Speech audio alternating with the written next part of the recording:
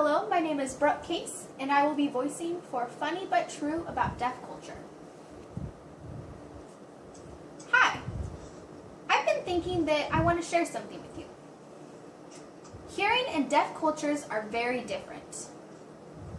Hearing people tend to depend a lot on their hearing. They focus a lot on only what they can hear.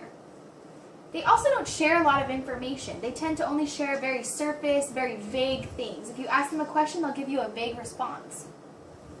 Deaf people, however, they rely on their eyes. They're very visual. They also share a lot of information. They give very exact details. If you ask them something, they will explain and expand. That way you can fully understand. But if a hearing person asks a deaf person, the hearing person gets uncomfortable with the explanation. And deaf people don't really understand this, because when they ask a hearing person, they want more of the details, and they'll keep asking and wanting more expansion, more explanation for it. And the hearing people just feel really uncomfortable about that. And that's one thing that I've just realized. In this book, Deaf Culture Our Way, it has some examples. Maybe you've heard some stories, you have your own stories that will apply to this, but this still happens today. If you want to know more in depth about the book, you can buy it yourself. I'm not really going to take a whole lot of ideas. I won't bore you with that. They also have their own copyrights, so I don't want to take a whole lot from them, but I do want to discuss 3 things and also expand and add some experiences. The first thing I want to discuss is about movies. So, if I have 4 friends, and the 4 of us will go into the movie theater, and we'll sit, and there's a lot of chairs, and then I'll need to go to the restroom. So I'll leave, I'll finish with the restroom, and I'll come back. And then I realize that I've forgotten where I was sitting. And I'm thinking, looking around, and then I realize, oh, it's really easy to identify where my friends are because they're all sitting there and they're signing to each other. Like, oh, did you see that? Oh, yeah, it was awful. Did you see that? Oh, my goodness. Oh, what happened? And they're commenting back and forth to each other. And so it's very visual, and it's easy to identify. So I can go and join them, even in this room of very quiet people. The second thing is texting.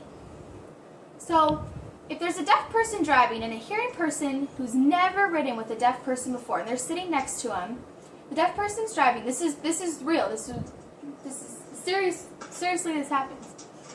And what happens is the deaf person will get a text message, and so they'll decide to kind of drive with their knee while they can respond on their text. And the hearing person's sitting there and they're saying, stop it, pay attention to the road. And the deaf person's saying, no, I'm fine, I've got it, I'm all right. And they send a text message back, and the hearing person is just freaking out and panicking, and the deaf person doesn't understand why.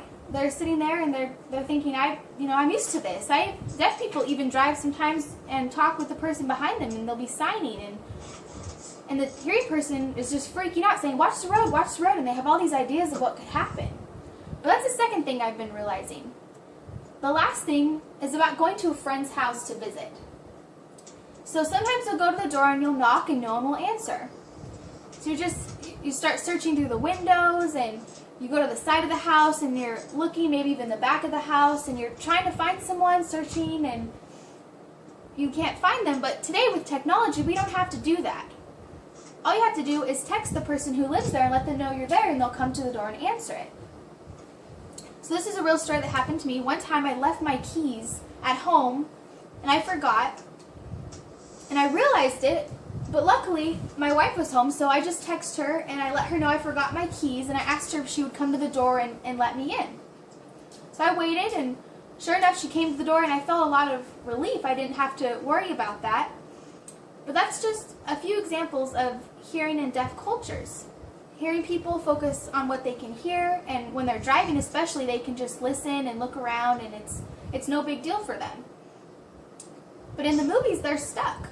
How are they able to identify? It's much harder for them to know where they sat if they've lost their spot than it is for a deaf person. Anyways, these are just things that I've recently realized, and I wanted to share with you. Thanks.